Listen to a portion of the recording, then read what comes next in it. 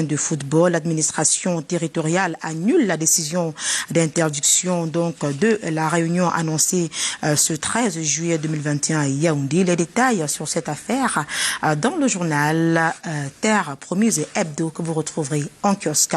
La suite c'est avec The Guardian Post, le journal de Christian Ga pense ce matin qu'il devrait avoir une session spéciale qui sur les questions de la crise qui on le sait menacent la zone anglophone depuis 2016. Donc le journal de Guardian Post estime que les membres du Parlement doivent davantage s'appesantir sur le sujet. C'est vrai qu'il a été débattu lors de l'Assemblée, lors de la session de 2017, mais The Guardian Post pense que les parlementaires peuvent mieux faire. Les partis de l'opposition, notamment le Social Democratic Front, interpellés en première ligne. Donc dans le journal de Guardian Post que vous retrouvez en kiosque ce mardi matin, les informations relatives à cette actualité sur l'intensification de la discussion autour de la tension sociopolitique dans les régions du Nord-Ouest et du Sud-Est à retrouver en page 5 de The Guardian Post. En santé, on marque un temps d'arrêt ce matin sur la profession d'opticien et on en parle avec le quotidien Éco Santé dans une interview que vous retrouverez dans les colonnes de ce journal. Vénérande Ndouangla, opticienne, affirme que le Cameroun a besoin de 2000 opticiens. En réalité, la nouvelle présidente de l'Ordre national des opticiens du Cameroun révèle que pour le moment, le pays ne compte que 240 opticiens inscrits au tableau de l'Ordre, ce qui, de son point de vue, est insuffisant pour prendre soin des yeux de près de 25 millions d'habitants que compte donc le pays. Son challenge pendant sa mandature pour ces 3 prochaines années est non seulement d'équiper et moderniser la profession d'opticien en restaurant l'éthique et la déontologie qui la régissent, mais aussi et surtout en encourageant les professionnels à se perfectionner, donc pour permettre à chaque Camerounais qui, comme moi, mettent des lunettes, d'avoir accès à des lunettes de qualité. Outre cela, selon Ndouangla, encourage la création de cabinets d'optique dans l'arrière-pays. Le quotidien spécialisé en questions de santé en parle justement ce matin. L'interview à découvrir naturellement dans les colonnes de Éco-Santé de Joseph Mbeng Boum. De la santé en économie, on en parle avec le quotidien L'économie. Le journal de Thierry Ekouti s'intéresse à la compétitivité des entreprises. Le quotidien L'économie nous informe que le débat sur la fiscalité entre le groupement interpatronal du Cameroun, JICAM, et le gouvernement a été houleux. D'après nos confrères, la nécessité de poursuivre le dialogue entre le JICAM et le gouvernement s'est fait ressentir lors de la 3e édition du débat patronal qui a eu lieu le 9 juillet 2021 du côté de Yaoundé. Le quotidien L'économie revient donc sur cette information. Les temps forts du débat où le a découvrir en page 3 du quotidien L'économie. Tribune d'Afrique aussi marque un temps d'arrêt sur l'information relative à la fiscalité qui, on l'a dit tout à l'heure, était en débat à Yaoundé. Le journal de Faustin Njikam nous dit que le groupement interpatronal du Cameroun propose un pacte de confiance et de performance.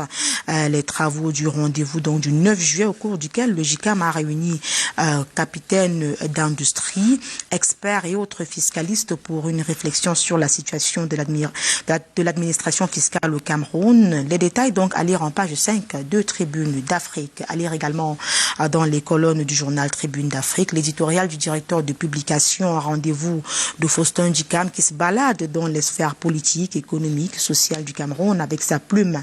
Ce matin, il fait la part belle au déliement moral. De quoi parle-t-il de manière précise?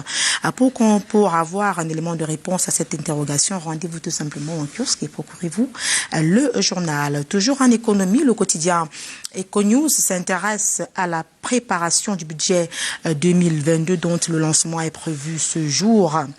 Selon le journal de l'information économique autrement, les acteurs de la chaîne de préparation du budget de l'État vont s'imprégner du 13 au 14 juillet du contexte des orientations stratégiques pour le prochain triennal, de la démarche méthodique, autant pour moi, et des outils nécessaires à la bonne exécution de la dépense publique. Le contexte macroéconomique sera influencé, nous dit le quotidien Econews, par les effets de la crise sanitaire et sécuritaire qui, comme vous le savez, intéresse tout le monde en ce moment. En tout cas, Eco News accorde un intérêt tout particulier à cette information que vous retrouverez dans les colonnes du journal parution de ce mardi matin. La suite, c'est avec Canal Express.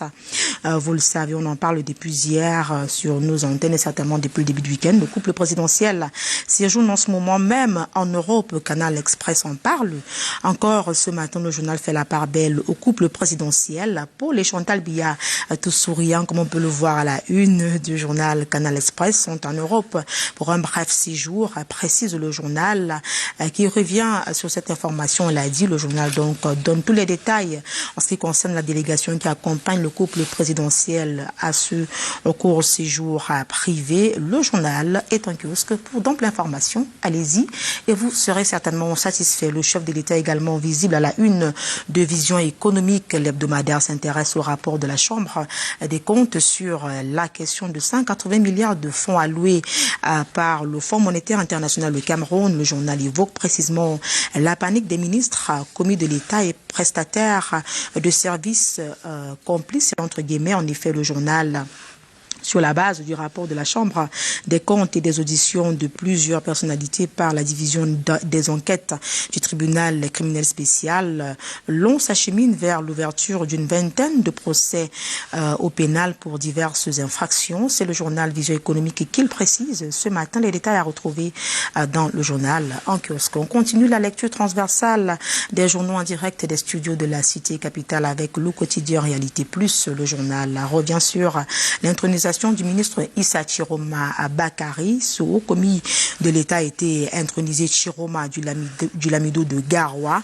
Le quotidien Réalité Plus nous fait savoir que son feu papa était grand notable au Lamida de Garoua. Le nouveau Lamido a fait la passe à Issa Chiroma Bakari, désormais chargé de mission spéciale auprès de Sa Majesté Ibrahim Al-Rachidini. Nous dit donc Réalité Plus, une cérémonie très courue, confirme le journal, qui a permis de tester la popularité de Issa Chiroma Bakari dans le Nord pour être mieux édifié sur l'intronisation de Issa Chiroma Bakari. Le journal est un kiosque qui n'attend plus que vous et c'est avec donc le quotidien Réalité Plus qu'on met la clé sous le paillasson de la revue de presse Acte 1 en direct des studios de la cité capitale. Merci d'avoir été des nôtres. Naturellement, cet exercice se poursuit avec vous du côté de Douala. Michael, bonjour.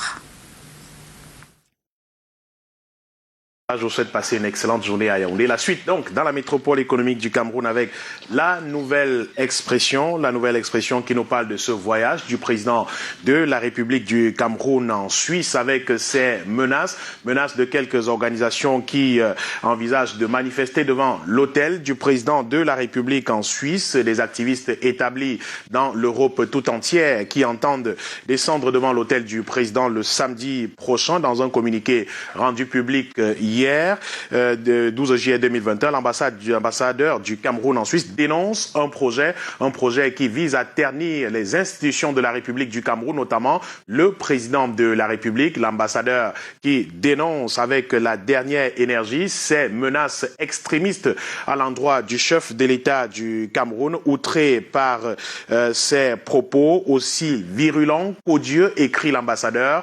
Il appelle les Camerounais à ne pas céder à cette manipulation et à tenter de perturber le séjour du chef de l'État en Europe. Et la nouvelle expression de rappeler que lors de son dernier passage en terre suisse, Paul Biya avait essuyé un violent assaut des éléments d'une organisation nommée Brigade Anti-Sardina devant l'hôtel intercontinental. C'était à la une du quotidien, la nouvelle expression parue ce mardi. La suite avec le journal qui nous parle de feux de signalisation à Bafoussam dans la région de l'ouest du Cameroun avec des feux de signalisation inexistants. Les automobilistes doivent faire preuve de la plus grande vigilance pour éviter des accidents de circulation. Ceux qui ont cessé de fonctionner depuis Mathusalem.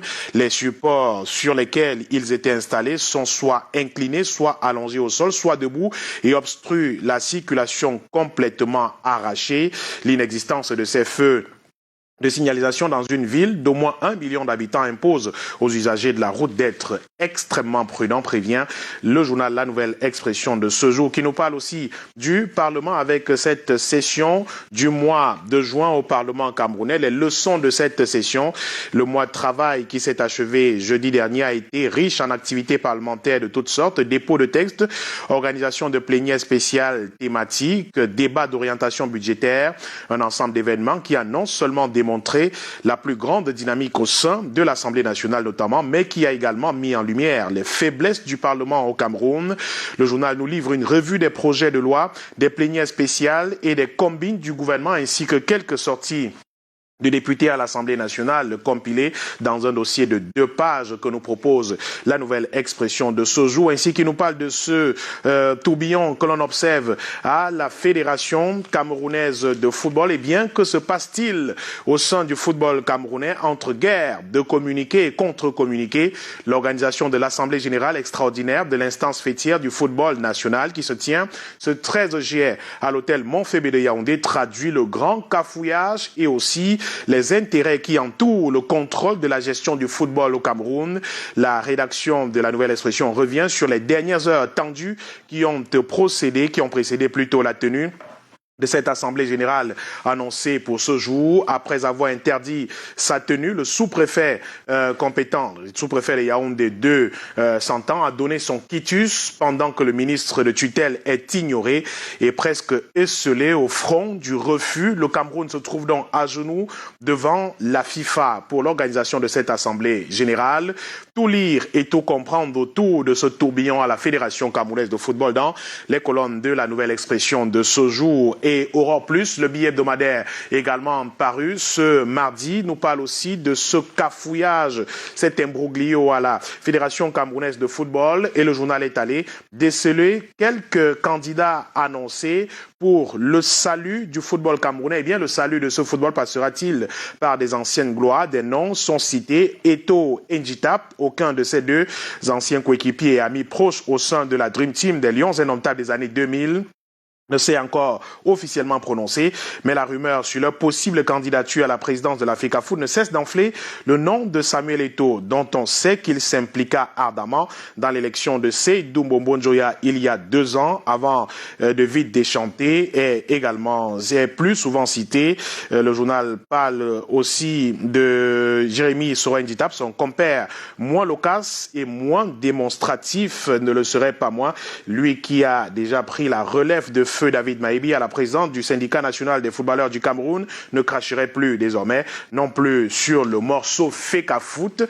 Tout comprendre autour de cette bataille avec le billet hebdomadaire Aurore Plus, le journal de Michel Michaud-Moussala qui nous livre également un dossier de 3 pages sur la question dans ses colonnes aujourd'hui. Le Messager est en kiosque ce jour et nous parle aussi toujours des questions liées au sport. Le sport, cette fois-ci, est même du volleyball avec des championnats, l'organisation des championnats de volleyball au Cameroun. Le journal note une grosse imposture dans l'organisation de ce championnat de volleyball dans notre pays. Le fait d'enchaîner et de boucler les championnats seniors dames et messieurs en seulement 3 week-ends est perçu par beaucoup de spécialistes et observateurs comme une véritable arnaque de la part des responsables en charge des compétitions de la Fédération camerounaise de volleyball. Les détails à retrouver en page 11 du quotidien Le Messager de ce jour. Et la une principale du journal rend hommage au fondateur du Messager.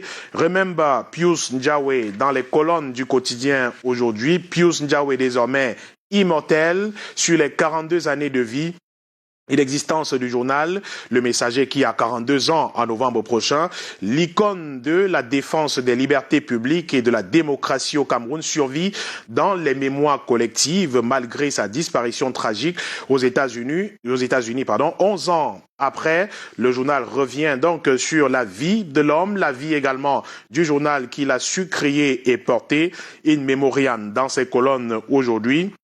À titre posthume, Soulé Ono Yolo rend hommage, respect éternel aux grands camarades 11 ans après la mort de Pius Ndiaye. Ce n'est pas fini. La longue marche du messager dans la jungle médiatique du Cameroun se poursuit.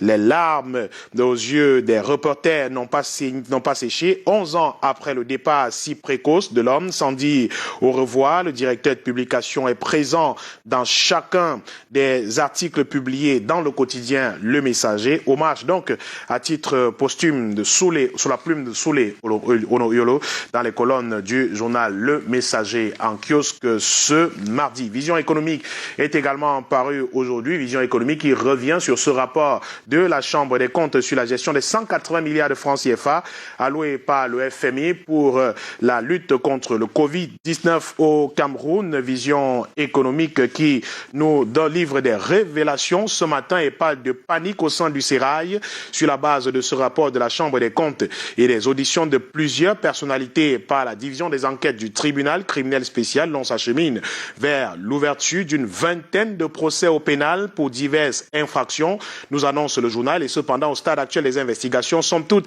déterminantes. Certaines personnalités seraient déjà ciblées au regard des graves accusations à leur charge. Il s'agit de certains ministres et de leurs collaborateurs. Les grandes lignes de ce rapport de la Chambre des comptes nous est proposé par le journal, qui nous passe de pas moins de 16 fautes de gestion enregistrées, une gestion qui a entraîné un préjudice de plus de 14 milliards de francs CFA et pour plus de 16 procédures judiciaires bientôt ouvertes au pénal. Tout savoir autour de ce rapport de la Chambre des comptes dans le journal de Sa Majesté Parfait Ngodokwan. Vision économique en kiosque ce mardi. La Cloche est également parue aujourd'hui, un hebdomadaire qui nous parle des performances de la Camwater, le journal La Cloche qui revient sur les bons comptes de l'ère Gervais Bolenga à la Camwater.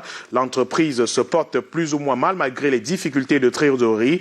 La société publique de production de l'eau potable au Cameroun a réussi à effectuer en 3 ans le paiement d'une enveloppe de plus de 5 milliards de francs CFA d'indemnité de fin de carrière à ses employés retraités. Le journal parle donc de bonne gouvernance à la Camwater dans ses colonnes aujourd'hui. Allez-y donc savoir avec les chiffres publiés par l'hebdomadaire La Cloche en kiosque aujourd'hui, qui a sa une principale, revient sur la lutte contre le désordre urbain à Douala, avec cette sortie de Roger Bassadinet, le journal qui parle de lourdes amendes, mise en fourrière, confiscation de biens ou destruction de commerce. Moins d'un mois après le lancement de la vaste opération baptisée Restituer le trottoir piéton, le phénomène de désordre urbain se porte comme un charme dans la métropole économique du Cameroun. Les solutions proposées par le maire de la ville de Douala sont fortement contestées et semblent afficher un essoufflement précoce à constater. Donc le journal La Cloche, l'hebdomadaire qui est en kiosque aujourd'hui, a retrouvé donc en page 3 ces informations autour de la lutte contre le désordre urbain engagée par le maire de la ville de Douala. L'Albatros est également paru ce jour. L'Albatros qui nous parle de lutte contre la propagation du coronavirus au Cameroun avec l'urgence d'accélérer la vaccination pour barrer la voie à la propagation de ce virus. Le journal, dans son édition spéciale ce jour, parle du ministre de la Santé publique qui tente de convaincre les réticents de dissiper les malentendus et rendre disponible le vaccin pour toutes les couches et tous les âges sur tout le territoire. Telles sont les mesures barrières contre la 3e vague du coronavirus qui se profile au Cameroun avec à la manette le docteur Manaouda Malachi sous l'impulsion du chef du gouvernement, le Premier ministre Joseph Dion-Ngouté. Le danger plane, prévient le journal Albatros qui revient sur cette sortie, la sortie de Pierre Noukam, l'auditeur bancaire qui vient de commettre une lettre ouverte aux évêques du Cameroun au sujet de l'application du cadre amiable décidé par le président de la République il y a plus d'une décennie maintenant. Mais pourquoi ce cadre amiable n'est-il pas mis sur pied pour mettre un terme aux souffrances des populations qui subissent au quotidien les faillites bancaires, faillites des banques et microfinances au Cameroun? L'auditeur bancaire, dans cette lettre ouverte, en plus de s'être adressé aux hommes politiques et membres du gouvernement, saisit donc le clergé. Par qui pourrait donc venir une solution pour l'application de ce cadre amiable décidé par le chef de l'État lui-même. Horizon Magazine est également en kiosque aujourd'hui. Horizon Magazine qui parle de la reconnaissance de la nation et le président de la République qui accorde des médailles aux conducteurs de moto-taxi. Il y a quelques jours, s'est tenue à la préfecture du Vouri à Douala une importante cérémonie de remise solennelle des médailles d'honneur du travail aux membres de l'Union des syndicats libres du Cameroun, particulièrement à ceux du Silimotac, au Simotac et du Sentac, quelques syndicats de conducteurs de moto-taxi dans la métropole économique du Cameroun. Eh bien, le préfet du Vouri a donc appelé ces syndicats à remettre de l'ordre dans leur secteur d'activité. Les remerciements de quelques-uns de ces conducteurs de moto-taxi primés ce jour dans les colonnes du journal Horizon Plus, qui parle aussi de stratégie avec la SIC qui peaufine son plan de développement pour les régions septentrionales du Cameroun en particulier et le Cameroun entier en général. Les comptes rendus de cette sortie, cette réunion de la SIC à retrouver dans le journal Horizon Plus en kiosque ce jour avec le camp des scouts qui fait naître des vocations à Niala Campo. C'est dans la région du littoral, département du Vouri, dans la ville de Douala, plus précisément écrit le journal Horizon Plus en kiosque aujourd'hui. On termine avec Afrique Info qui est également paru ce jour et qui revient sur les obsèques de l'honorable Marinette Ngoyedna et le journal qui rend donc un hommage à cette députée de la Sanaga maritime décédée et inhumée il y a quelques jours et surtout le travail du préfet de la Sanaga maritime qui est salué, une équipe qui a organisé avec succès les obsèques de la députée à l'Assemblée nationale décédée le 24 mai et qui a été conduite à sa dernière demeure dans la ville Lumière le 3 juillet dernier après avoir été portée à titre posthume à la dignité de d'officier de l'ordre du mérite camerounais.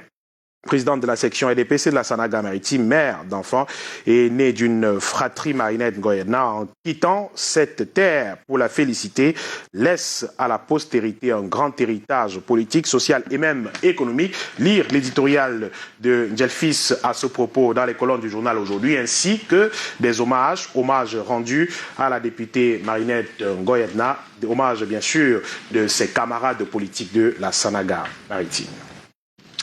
Voilà qui est fait pour la revue de presse de ce jour dans Canal Matin. Merci encore à Karel Mezatia qui l'a fait du côté de Yaoundé et à vous Michael ici du côté de Douala.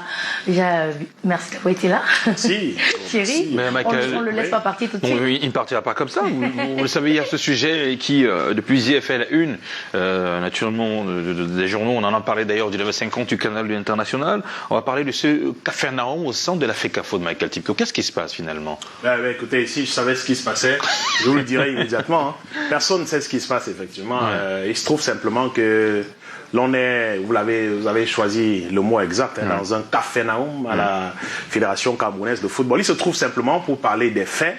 Parce que s'il faut comprendre exactement ce qui se passe derrière, je crois qu'il faut avoir d'autres yeux pour voir ce qui se passe exactement. Il se trouve simplement que une assemblée générale extraordinaire de la Fédération camerounaise de football a été convoquée pour ce 13 juillet, ce mardi, par le bureau exécutif de la Fédération camerounaise de football, bureau exécutif qui a été déchu par le tribunal arbitral du sport, il faut le rappeler, en janvier dernier, mais qui était chargé de toiletter les textes de la Fédération camerounaise de football et d'organiser les élections avant de passer la main. Eh bien, ce bureau exécutif de la FECAFO, dirigé par Seydou Bombonzoya, s'est attelé simplement à cette tâche puisque le bureau exécutif en question qui est en poste aujourd'hui, le comité exécutif, est arrivé à échéance. Naturellement, il fallait donc toiletter les textes comme le recommandait le tribunal arbitral du sport et organiser les élections avant de passer la main. Eh bien, le comité exécutif a bien voulu le faire en convoquant pour ce jour une assemblée générale extraordinaire de la Fédération camerounaise de football à l'effet de toiletter justement ces textes.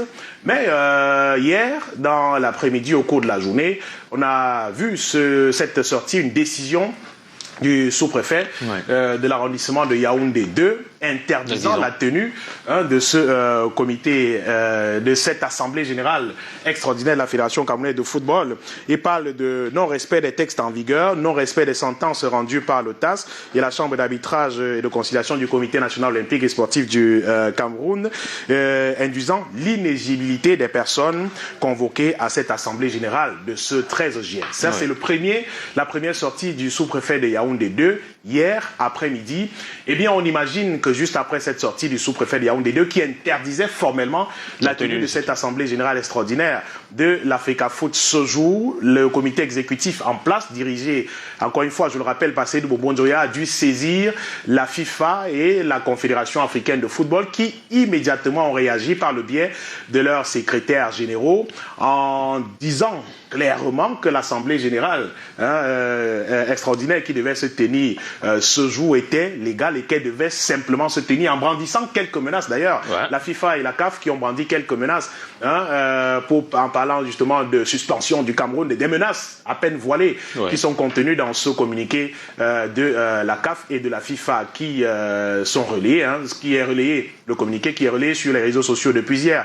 Eh bien, le Cameroun semble donc avoir pris peur immédiatement et le préfet le sous-préfet qui quelques heures seulement après avait pris la décision d'interdire l'Assemblée générale est revenu sur sa décision, a donc rapporté sa première décision en autorisant à la FECAFOOT de tenir effectivement son assemblée générale extraordinaire ce jour à Yaoundé. C'est un véritable miracle auquel on a assisté hier. C'est-à-dire une décision qui est prise et moins de 2 heures après, le sous-préfet qui rapporte sa décision et dit non, décidément, finalement, vous pouvez tenir votre assemblée générale extraordinaire. C'est-à-dire que dès que la FIFA et la CAF ont levé le petit doigt, le sous-préfet a immédiatement reviré, il a revu sa décision, il a rapporté sa décision. Eh bien, donc l'Assemblée générale extraordinaire, elle se tiendra. Il faut noter où est la place du ministère des Sports dans cette affaire. Le ministère des Sports qui a été saisi quelques jours également avant, informé par la FECAFOOT de la tenue de cette Assemblée générale extraordinaire, avait émis des réserves aussi en faisant savoir qu'il ne revenait pas peut-être au comité exécutif en place en ce moment d'organiser cette Assemblée générale extraordinaire. Enfin, des réserves ont été émises par le ministère des Sports. Oui. Eh bien, le ministère des Sports lui-même, hier, est resté pantois devant le sujet, a assisté en spectateur lui-même ce qui se passait avant qu'une décision de ce même ministère ne tombe plus tard, un peu plus en soirée, après que la CAF et la FIFA aient décidé que l'Assemblée générale devait se tenir. Eh bien, le ministère des Sports lui-même a dû se raviser et dit, l'Assemblée générale, elle peut se tenir aujourd'hui à Yaoundé. Donc, c'est une curiosité terrible à laquelle on assiste depuis hier, c'est-à-dire des décisions, des contre-décisions. D'abord, le sous-préfet qui dit non, l'Assemblée générale ne peut pas se tenir parce que ne respectant pas les règles. Plus tard, il dit non, elle peut se tenir. Le ministère des Sports qui, quelques jours avant, a dit non, elle ne peut pas se tenir et qui, hier soir, dit non, elle peut se tenir finalement. Et on se demande pour qui ces gens se battent à la fin. La FIFA et la CAF qui semblent avoir pris naturellement en otage le football camerounais, parce que quand on regarde ce type de revirement d'une autorité administrative telle que le sous-préfet de l'arrondissement de Yaoundé 2, on comprend qu'il a été acculé, qu'il a été appelé par des gens qui lui ont une injonction d'ailleurs. Il a des injonctions, oui, qu'il a reçu des injonctions lui demandant d'autoriser simplement l'organisation de cette assemblée générale extraordinaire de la FECAFOOT. C'est assez grave quand même le football camerounais qui est pris donc en otage pour des questions de sous finalement, parce que tout se résume à cela. Les gens qui se battent pour se remplir les poches, malheureusement, qui ne se battent pas pour le football camerounais. Et si on se posait la question de savoir où se trouve, à quel niveau se trouve ce football aujourd'hui, le football camerounais lui-même, il est mort pratiquement, on a envie de dire. Regardez le championnat qui n'existe plus, le championnat d'élite qui n'existe pratiquement plus, qui n'existe plus que de nom, où les gens se battent au quotidien. Quand ce ne sont pas des batailles entre la Fédération camerounaise de football et le ministère des Sports, ce sont des batailles entre la Fédération camerounaise de football et la Ligue de football professionnel du Cameroun. Eh bien, aujourd'hui, on assiste également à des batailles entre membres même du comité exécutif de la FECAFOOT. Eh bien, c'est une situation assez difficile, assez grave, et on se disait effectivement que le gouvernement camerounais pouvait essayer de mettre de l'ordre dans cette affaire. Malheureusement, on constate depuis hier que le gouvernement lui-même a les pieds et les mains liés, et donc ce football est dirigé simplement par les instances internationales, c'est-à-dire la CAF et la FIFA qui décident de ce qui doit être fait. C'est une honte pour nous, effectivement, que l'on en soit arrivé à ce type de situation. Mais bon, attendons de voir. Peut-être que Peut-être que tout n'est pas terminé. Vous vous souvenez des joutes qu'on a souvent vues lors des assemblées générales électives à la Fédération camerounaise de football, des bagarres auxquelles on a parfois assisté à Mondo Vision, des gens qui se battent, qui en viennent au moins pratiquement, on en a souvent vu. Ça dure depuis des années, ce football-là, où on lutte, où on bagarre, où ce sont les footballeurs eux-mêmes qui sont malheureusement relégués au second plan et qui souffrent, qui vivent de nombreuses difficultés au quotidien pendant que les gens se battent pour se faire les poches, pour diriger. Et s'ils se battent pour diriger ce football, on ne sait effectivement pas. Donc la situation est assez grave, assez difficile. Et je me disais tout à l'heure, attendons de voir que cette Assemblée générale extraordinaire soit vraiment organisée aujourd'hui, parce que ça ne nous surprendrait pas que l'on voit une escouade de militaires, de gendarmes, de policiers qui débarquent comme on fait aujourd'hui pour interdire encore la tenue de cette Assemblée. On en a souvent vu. On nous a habitués à ce spectacle désolant finalement. Et on espère que les choses doivent peut-être changer, qu'on ira dans le bon sens aujourd'hui. Après la tenue de cette Assemblée générale extraordinaire qui vise justement, je le disais tout à l'heure, à actualiser les textes, on devrait normalement assister dans les jours, voire semaines ou mois à venir, à une Assemblée générale élective qui verra désigner le nouveau président de la Fédération camerounaise de football. Et là se trouve donc tout l'enjeu.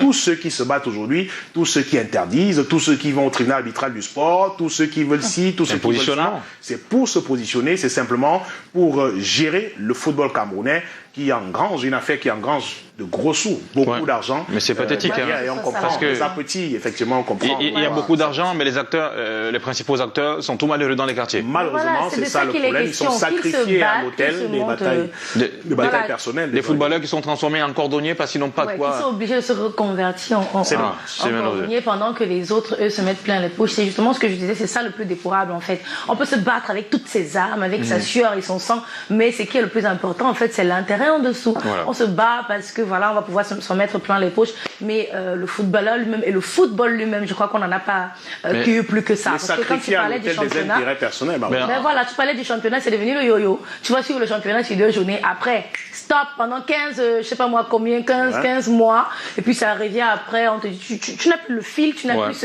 cet engouement là, c'est dommage quand même. En tout cas, on espère que ça s'arrête et qu'on revienne à de meilleurs sentiments. Moi, dans tout ça, je pleure un petit peu le sous-préfet, parce que lui, il ne fait qu'exécuter ce qu'on lui demande de faire. Le pauvre sous-préfet. Le pauvre sous-préfet. En tout cas, je sais que la fonction de sous-préfet est très difficile, et c'est l'occasion pour nous, d'ailleurs, ce matin, de tirer un coup de chapeau à tous les sous-préfets qui font bien le travail. Vous le savez, l'administration a aussi des exigences. Et du côté d'Ibombari, d'ailleurs, on va faire un coucou à Jean-Philippe Gomébé, qui est le sous-préfet d'Ibombari, qui est également au quotidien dans le meilleur de lui-même pour que les populations d'Ibombari soient à l'aise. Alors, Michael Tipkio, c'est ton jour spécial. On va faire un coucou à tous les commissaires divisionnaires, mais parmi ces commissaires divisionnaires, il y a quelques